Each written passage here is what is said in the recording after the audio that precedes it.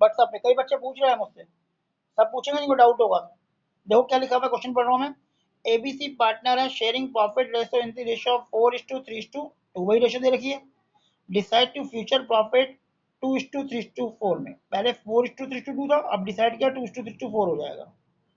अब investment present reserve कितना देखा है, 18,000 रुपये हमारे रिजर्व में पड़ा है। इन्वेस्टमेंट की वैल्यू 2 लाख है। अब इस 18,000 को डिस्ट्रीब्यूट करने से पहले ये 2 लाख जो बुक के अंदर है उसे हम बुक वैल्यू, बैलेंस शीट के अंदर है तो बुक वैल्यू कहते हैं। और ये नीचे हमें अलग एडजस्टमेंट दे रखी है। Show the accounting treatment of the following alternative. Number 1, when there is no other information, अगर कोई अदर इन्फॉर्मेशन नहीं है तो इसका मतलब जो इन्वेस्टमेंट की बुक वैल्यू 2 लाख है वही मार्केट वैल्यू है, तो मतलब इसमें कोई कमी नहीं हुई। अगर बुक वैल्यू और मार्केट वैल्यू में कोई कमी नहीं हुई तो ये 18 का 18,000 पार्टनर में डिस्ट्रीब्यूट हो जाएगा। तो उस केस में जो हमारी एंट्री बनेगी वो बनेगी, पहले केस की बात करूँ मैं, investment fluctuation reserve account debit 18,000 to A's capital to B's capital to C's capital. 18,000 को आप 4:3:2 में डिवाइड कर दोगे तो अमाउंट आएगा 8,000, 6,000 और 4,000।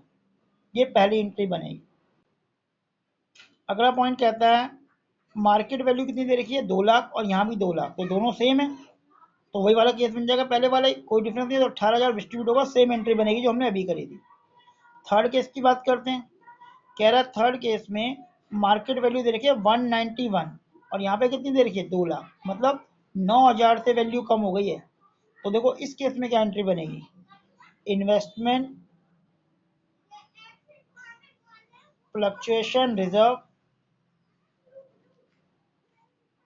अकाउंट डेबिट, जो अमाउंट है 18,000, इसमें से इन्वेस्टमेंट में ट्रांसफर हो जाएगा टू इन्वेस्टमेंट 9,000 रुपये ट्रांसफर हो गए, जरूरत पड़ेगी 9,000 की, क्यों, यहाँ 2 लाख है और यहाँ 191 है, तो बाकी जो 9,000 बचेगा वो टू ए, टू बी और टू सी, इन तीनों में डिस्ट्रीब्यूट जाएगा ओल्ड रेशो में 4,000, 3,000, 2,000। तो इसकी ये एंट्री बन जाएगी। अगर आपको बात समझ आ गई थोड़े के आराम से हो जाएगा। यहाँ 2 लाख है वैल्यू फोर्थ केस में, और यहाँ 2,18,000 है, मतलब फॉर्म ने 2 लाख रुपए लगाए थे, मार्केट वैल्यू 2,18,000 हो गई, ज्यादा हो गई।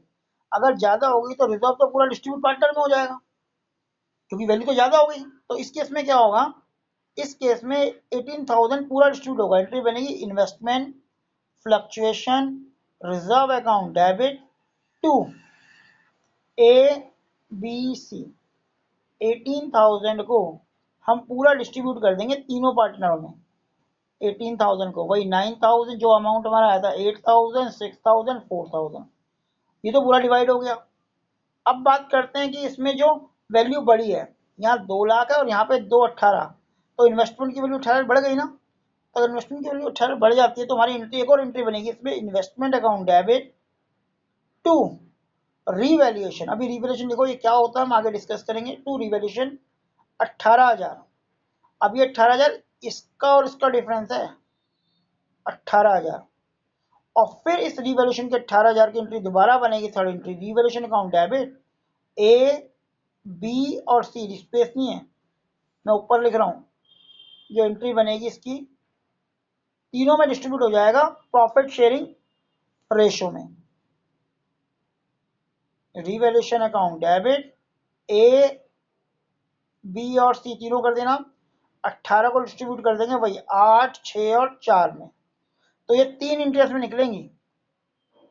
अब देखो फिफ्थ केस की बात करते हैं। इसमें क्या बोला है, मार्केट वैल्यू कितनी दे रखी है, देखो क्वेश्चन में अगर हम यहाँ 173 दे रखी है और यहाँ पे 2 लाख है, तो 2 लाख में से अगर हम 173 को माइनस करते हैं तो ये 27 आता है। 27 का लॉस हो गया, जबकि रिजर्व में कितना पड़ा था, 18,000 से ज़्यादा का लॉस हो गया।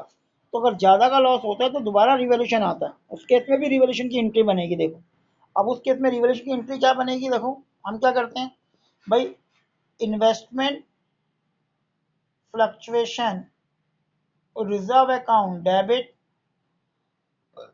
जो कि 18,000 था, जबकि जो लॉस हुआ टू इन्वेस्टमेंट जो बनने वाला है, जो हमें लॉस हुआ, जो हमें कंपनसेट करना है, वो करना है 27 से। तो जो 9 का ज़्यादा लॉस हो गया वो डेबिट में रीवैल्यूएशन में आएगा, रीवैल्यूएशन अकाउंट डेबिट।